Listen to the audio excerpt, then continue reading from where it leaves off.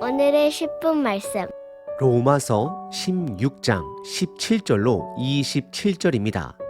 로마서의 마지막 부분입니다. 로마서를 통해 부어주신 하나님의 은혜에 감사드립니다. 로마서 1장부터 15장까지는 바울이 복음을 강조하였습니다. 그리고 마지막 16장은 인사로 마무리를 하고 있습니다.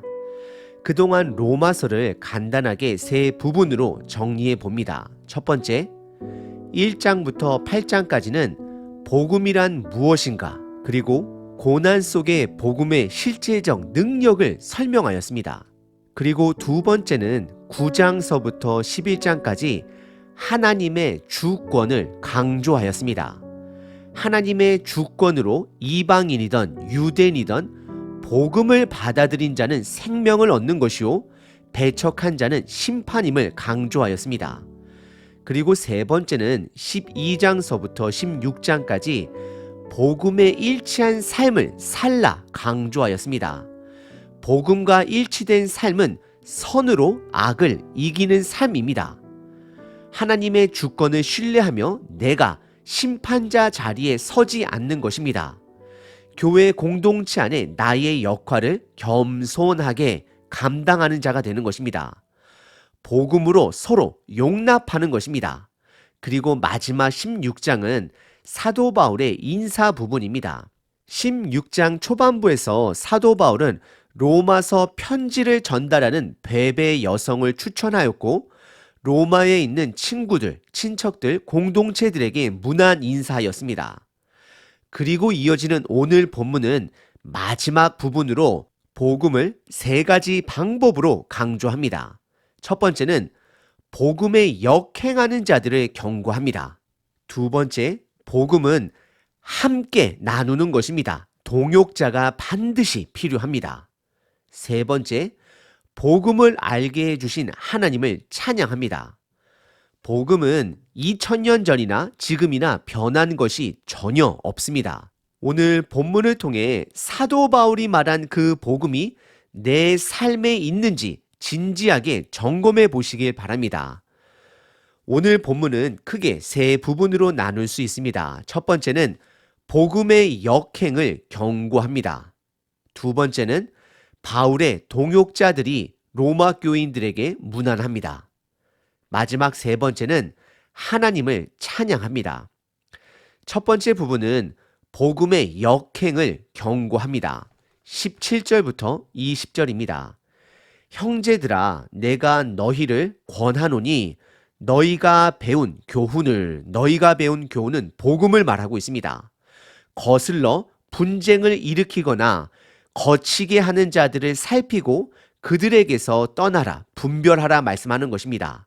18절, 이 같은 자들은 우리 주 그리스도를 섬기지 아니하고 다만 자기들의 배만 섬기나니 교활한 말과 아첨하는 말로 순진한 자들의 마음을 미혹하느니라. 19절, 너희의 순종함이 모든 사람들에게 들리는지라.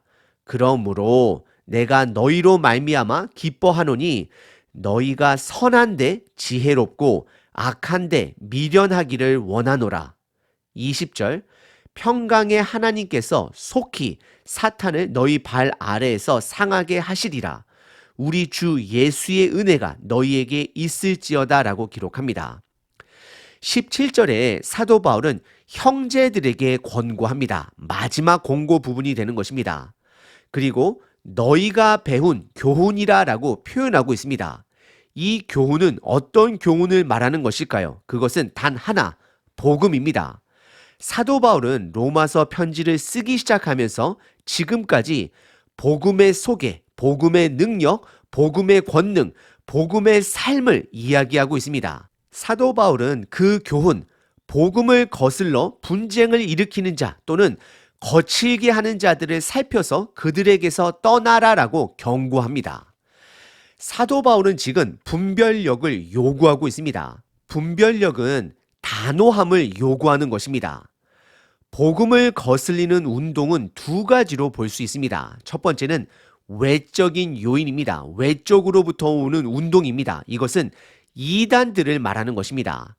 예수님의 권능을 부인하는 통일교도 있고 본인이 예수님이라 주장하는 안상홍과 같은 하나님의 교회도 있고 예수님을 부정하는 신천지, 칭의 구원만을 믿는 구원파, 예수님이 하나님 되심을 부정하는 몰몬교, 예수님을 부정하는 여호와의 증인들이 있습니다. 결국 이단은 예수님을 부정하는 자들입니다. 또는 본인이 예수님이라 주장하는 자들이 있습니다. 성경에서 말하는 예수님을 깨닫고 그 말씀에 순종하는 자가 복음을 분별할 수 있게 되는 것입니다. 그리고 두 번째, 복음을 역행하는 운동은 내부에서 나옵니다. 복음은 서로 용납하는 것입니다. 이 용납이 죄까지 용납하라는 것은 아닙니다. 우리는 죄를 치리하는 것과 죄를 다루는 것과 당파짓고 분쟁하기 좋아하는 자들을 분별할 수 있어야 합니다. 365일 만나기만 하면 습관적인 분쟁을 이야기하는 자, 헌담을 하는 사람들은 반드시 피해야 합니다. 그것이 그들에게도 좋습니다. 우리는 그들이 회복할 수 있도록 기도해 주어야 합니다. 그리고 사도 바울은 이어서 18절에 왜 그런 자들이, 왜 이단이 위험한지를 이유를 밝히고 있습니다. 그들은 예수님을 섬기지 아니하고 자기들의 배만 섬기는 자들이다. 배만 채우는 자들이다 라고 말을 하고 있습니다. 이단들은 결국 그리스도가 아닌 교주를 위한 집단이고 내부적으로 분열을 일으키는 자들은 복음을 역행하는 자들로서 예수님을 드러내는 자들이 아니라 남들을 헌담하며 본인의 의로움만 드러내는 자가 되는 것입니다. 이런 자들은 교활한 말과 아첨하는 말로 순진한 자들의 마음을 미혹한다라고 말씀하십니다. 우리는 이런 자들을 분별할 수 있어야 합니다. 분별할 때는 착해서는 안 됩니다. 단호하셔야 합니다. 호구가 되어서는 안 됩니다. 그래서 사도 바울은 19절에서 선한 데는 지혜롭고 악한 데는 미련하길 바란다라고 말을 합니다. 그리고 동시에 그들의 순종의 삶을 칭찬합니다. 로마 교회는 잘 성장하고 있습니다. 하지만 여전히 거짓된 가르침과 내부적인 분쟁의 요소가 있음을 사도 바울이 경고하고 있습니다.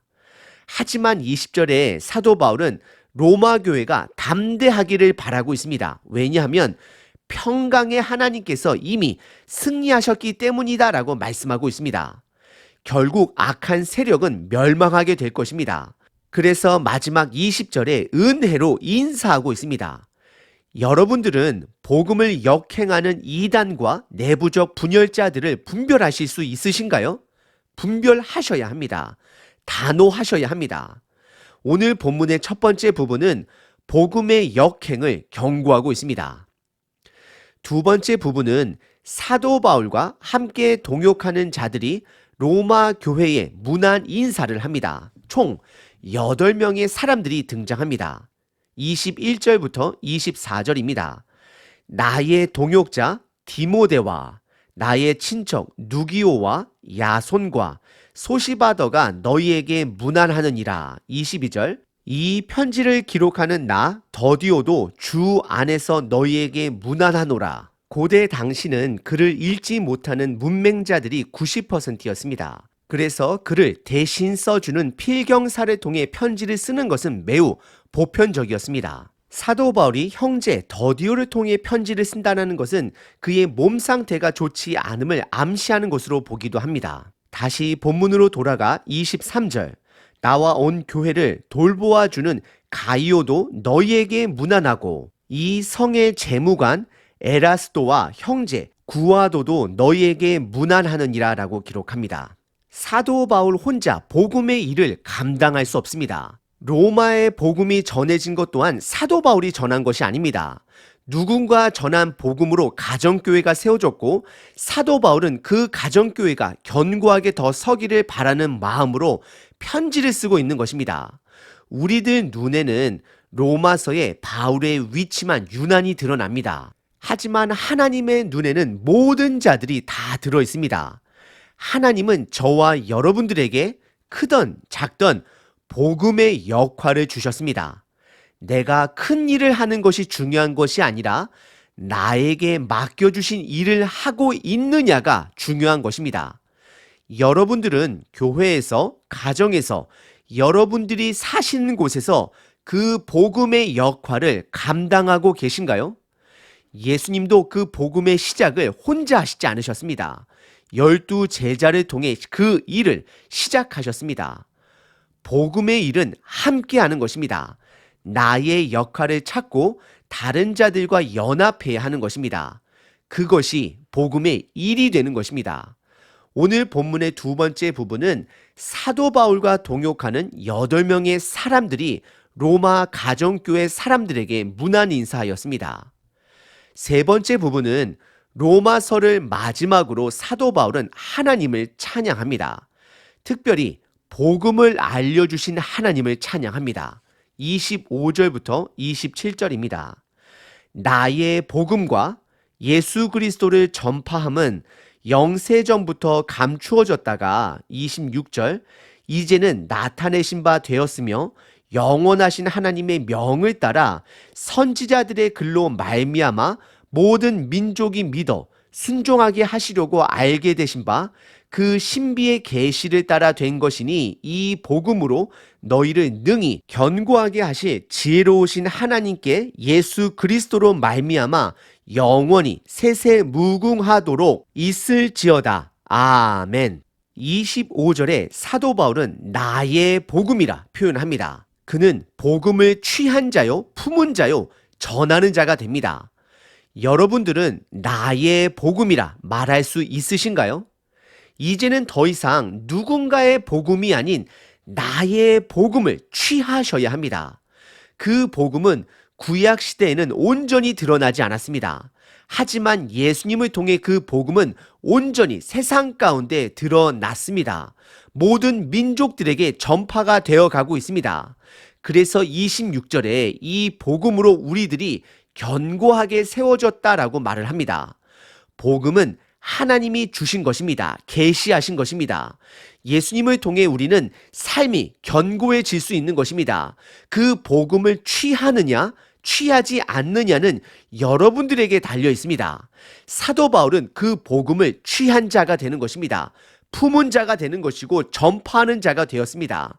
그래서 27절에 그 복음을 주신 하나님께 감사하고 있습니다. 아멘입니다. 로마서 전체를 한번 묵상하였습니다. 다시 한번 시간이 되시면 로마서 1장부터 천천히 16장까지 묵상해 보시길 바랍니다. 1시간도 걸리지 않습니다.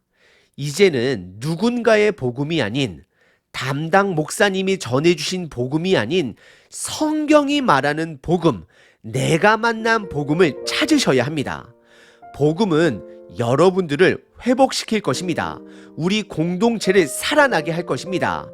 복음은 현재의 고난을 소망으로 인내하게 할 것입니다. 복음은 생명입니다. 365일 기도문입니다. 베드로 전서 5장 너희 염려를 다 주께 맡기라. 이는 그가 너희를 돌보심이라. 나에게 자유를 주시는 아버지 감사합니다. 이 세상에서 나를 얽매이게 하는 모든 죄악에서 자유하게 하소서. 모든 염려를 주께 맡겨드리니 걱정과 근심에서 자유하게 하소서. 내가 고민해서 온전히 해결되는 것이 없음을 믿습니다. 모든 문제의 답은 여호와 하나님이신 것을 믿습니다. 올바른 믿음으로 서게 하소서. 내가 나를 돌보는 것보다 하나님이 나를 돌보시는 것이 최고임을 고백합니다. 이제 내가 하나님보다 나를 더 위한다는 착각을 버리게 하소서. 이제는 하나님을 신뢰함으로 하나님의 일에 동참하는 자 되길 원합니다. 나를 돌보시는 하나님 아버지를 찬양합니다. 예수 그리스도의 이름으로 기도합니다. 아멘.